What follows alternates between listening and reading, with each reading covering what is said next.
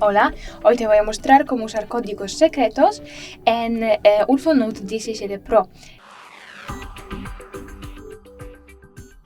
Para hacerlo, para usar códigos secretos, hay que entrar en teléfono, luego en teclado de cifras e introducimos un código secreto. De repente funciona.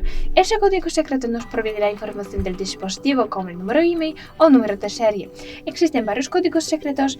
Cada código secreto simplemente introducimos cuando tocamos la última parte, se activa, no tenemos que pulsar nada más. Y una cosa muy importante es dónde encontramos códigos secretos. Bueno, códigos secretos los podéis encontrar en internet o en una aplicación que se titula Códigos Secretos Android. Otra vez repito, Códigos Secretos Android. Es todo. Muchas gracias por ver este vídeo.